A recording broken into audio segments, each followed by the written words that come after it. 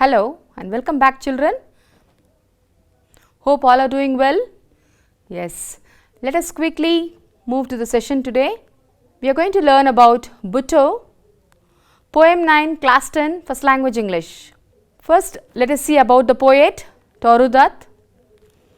Toru Dutt was born on March 4th, 1856 in Bengal and she died on August 30th, 1877. In the prime of her youth, at 21, she is often called the Keats of the Indo-English literature. So, in a very small age only, we lost a wonderful poetess. Let us see more details about her.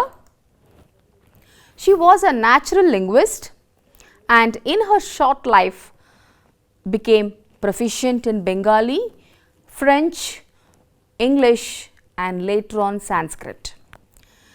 She left behind an impressive collection of prose and poetry. Her two novels, The Unfinished Bianca or The Young Spanish Maiden, written in English, and Le Journal de Mademoiselle d'Avers, written in French, were based outside India with non-Indian protagonists.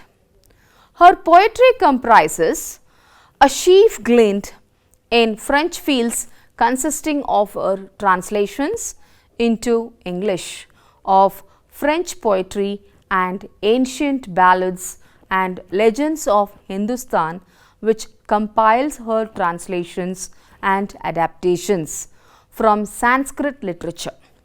Her collection of Hindustan translations, ancient ballads and the legends of Hindustan was published posthumously in 1882. That's all about Toru Dutt. We saw very wonderful details about her, but only one thing is we lost her in the age of 21. If not, we would have got still more best collections from her. So, let us move for today's activity. The pre-reading activity of today is really wonderful. Our great epics, that is the Ramayana and the Mahabharata, reflect the highest forms of our culture and tradition of India, isn't it? Whenever we think of Ramayana, whom do you remember very well? About Rama, Sita, about so many characters, isn't it? Coming to Mahabharata, you have wonderful idealistic characters here. They also present a galaxy of idealistic characters who personify the noblest human qualities. So, here I have brought to you to show, to remember again, to bring back your memory back about Ramayana and also Mahabharata. So, I think you have now the idea what we are going to learn about today. We are going to learn about Mahabharata. So, something, the story, a part of Mahabharata which is very an inspiring story today. Okay? So, there are many characters in the Mahabharata. Before we could go to the class today, let us quickly look into few characters in Mahabharata, very impressive characters for me, maybe even you will like it. Let us see. The first one here is Lord Krishna for his wisdom, cunningness, sense of justice. He is none else but Krishna. Lord Krishna, he is very famous for his wisdom and he was a very cunning person and a sense of justice. The next character is about Dharmaraya.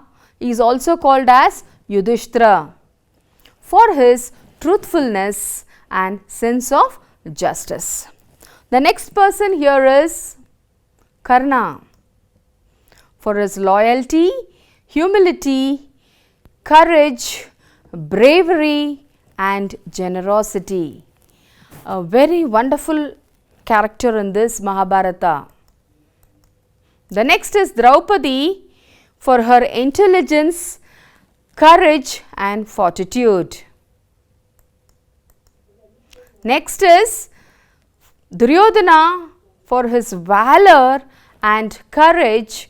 Also the actual hero of Mahabharata. If Duryodhana was not there, Mahabharata was not that interesting.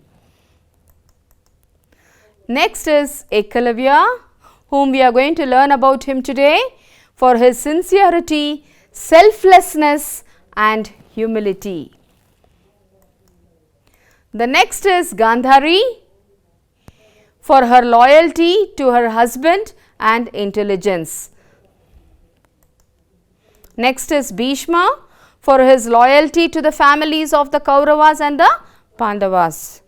So, the next person is Arjuna for his excellence of various martial skills and courage. So, these are the wonderful characters. Before we could go to the poem, let us see the glossary and the usage.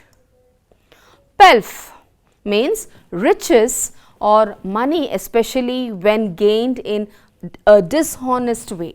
It is not money gained in a honest way, in a dishonest way. Now, let us see the usage there. The usage is, after plundering enough pelf, he took a train bound for the border. So, this is the usage here. I brought you a sentence here. Pelf, a sentence for pelf, after plundering enough pelf, he took a train bound for the border. Let us see the next one. Revere is nothing but respect. We will see the usage. If police are to be revered and respected by young people, they must earn that esteem. So, let us respect the police. You can say another word for respect is revere. The next is resign is offer. He went so far as to threaten to resign his commission of the president, disregarded his protect. Swear, you know very well what is swear? Make a promise. I swear, don't do it. The next one. Strife is trouble. Poverty breeds strife. There is no end to poverty, isn't it? Always poverty will be there. So, breeding strife. Poverty always breeds strife. Recompense, a reward for one's help. Here, the recompense word is being used here as Guru Dakshane. She received a gift as recompense. She received a gift as recompense. Severed is cut. His family was severed in the war. When the war took place, his family was cut from him. The next is sod, a piece of earth with grass growing on it. Here the smell of the sod is keen and sweet. Ought, anything modesty, the quality of having a humble view of one's abilities or achievements. You may go for aught I care. Now, let us quickly move to the poem. Let us read the poem first. O Master, unto thee I came to learn thy science. Name or pelf, I had not so was driven with shame. And here I learn all by myself, but still as master thee revere. For who so great in archery? Lo, all my inspiration here, and all my knowledge is from thee. If I am master, how thou hast finished thy course, give me my due. Let all the past be dead and past. Henceforth be ties between us new.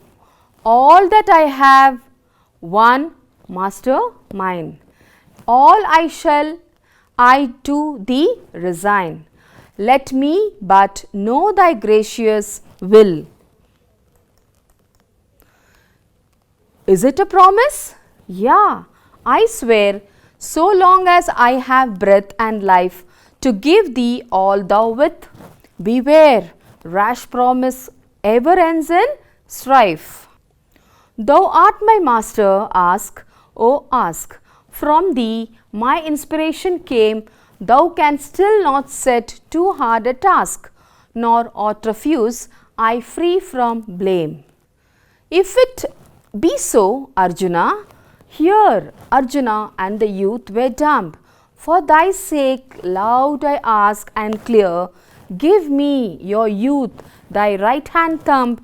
I promised in my faithfulness, no equal ever shall there be to thee, Arjuna, and I press. For this sad recompense for thee glanced the sharp knife. One moment high, the severed thumb was on the sword. There was no tear in Buttu's eye. He left the matter with his God. For this, said Dronacharya, fame shall sound thy praise from sea to sea, and men shall ever link thy name with self-help, truth and modesty. Very beautiful sentences Tarudat has given us. Let us quickly see what is the story of this Buttu. So, this poem depicts the interaction between Dronacharya, the master here, the royal teacher, the teacher of the royal families of the Pandavas and the Kauravas. Can you see the Pandavas and Kauravas following him? The first person who is there, he is the teacher of royal families there, followed by the Pandavas and Kauravas. So, the story goes like this, the interaction between the master and the disciples. Buttu, also called as Ekalavya, is a tribal hunter's boy who wants to learn archery from the master archery. So, he wants to learn the skill, the bow and arrow, he wants to learn the skill of archery from his master. So, what he did, Buttu, he is also called as Ekalavya. He goes to the master and pleads and asks, so I am a ordinary hunter person, hunter boy, let me also learn the skill. I want to learn from you, the great master of archery. So, let me learn from you. Dronacharya rejected because he is not from a royal family and is also poor. So, what Dronacharya did? Once Buttu goes and asks the master, he asks him to teach this skill of archery. When he goes and asks him, he pleads with him, the master rejects him and sends. I am not to teach you, I am only to teach the royal families. So, you are a poor person, I cannot teach you. So, however, what Buttu does? He doesn't get disappointed if the master chases also. Buttu doesn't give up and creating an image of Dronacharya happens to witness his skill. So, what Buttu does? Immediately when the master chases him back, no, I will not teach you, Buttu returns back, he doesn't give up this idea. So, what he does? He makes a statue like Dronacharya, he makes the same statue like same as Drona and he keeps it as inspiration and he starts learning. Too inspiring, isn't it, children? When Dronacharya calls Buttu and demands more about him, the interaction shows in the poem takes place. So, what happens? Immediately Drona comes to know, oh, somebody is very skilled in archery. Who is that boy? How is that you learnt like this? I have not taught to you. I am not your teacher. But how come you become so well versed in archery? How is it possible? The master immediately demands him, how did you learn this? He has a quest in his mind. He is asking him, how could you learn this without my knowledge? Buttu reveals that he is the same student who had been rejected by Dronacharya and expresses his gratitude towards Dronacharya. So, what he is telling? Yes, master, I was the person who had come to you before and asked for your help to teach me that archer, but you did not help me, you did not accept me, you rejected me. So, what I did? You are only my master. I have kept you as my master in my mind. Keeping your inspiration, I learnt archery. So, Dronacharya immediately realizes the threat to his favorite student Arjuna and cunningly goes on questioning Buttu. How is that possible? Immediately Drona is remembering. No, in this whole world, I told that Arjuna is the best student of mine. He is very good in archery. How can you become best? It is not possible. I cannot accept this. Why do you say that I am your master?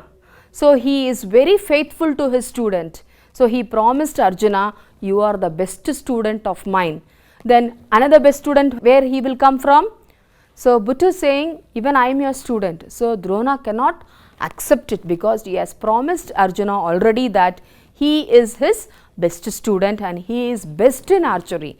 From where do Ekalavya come from? From where do this Buttu come from? Buttu and Ekalavya are same. So, he goes on questioning him cunningly. He says that since Buttu claims to have learnt at Dronacharya's feet, he should give something in return to the master. So, very cunningly Dronacharya is trying to solve this problem. He is telling, you are telling I am your master. How can I accept it? If I am your master, what you should do? You should do something to prove that. So that in return of this, you should give some fees to me. So, he is asking him a fee. Buttu is ready to offer it. Buttu readily offers everything that he has to his teacher. Dronacharya warns him against making promises that he might regret later. He is telling, Buttu is telling, I am ready, whatever you ask, I am ready to give. Whatever I have of mine, I will readily be well to offer you.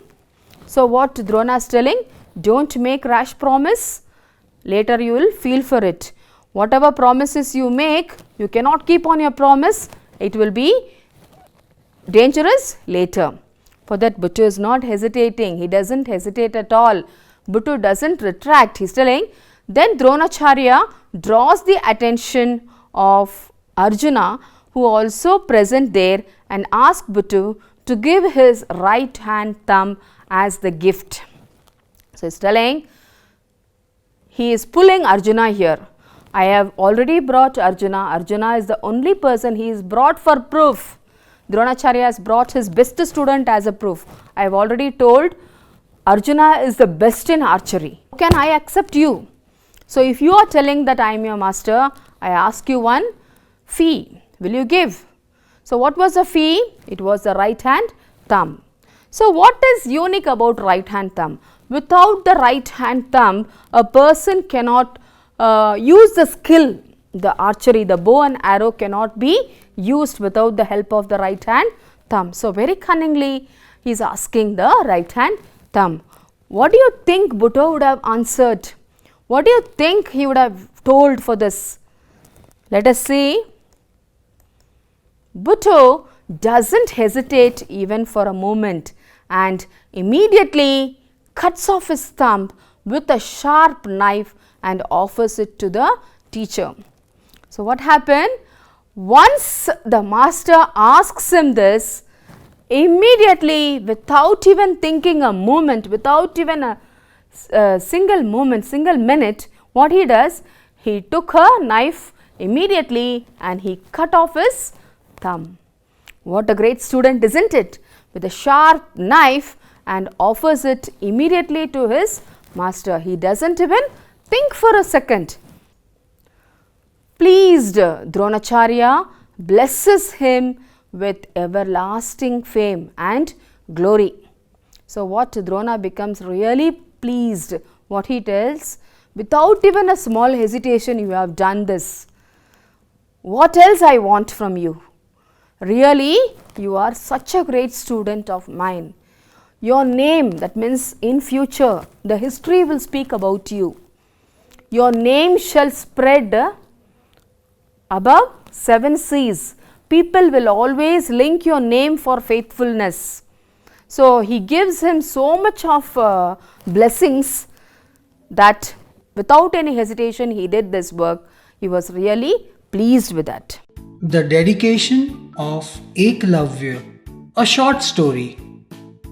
Eklavya was a young boy living with his tribe deep in the forest.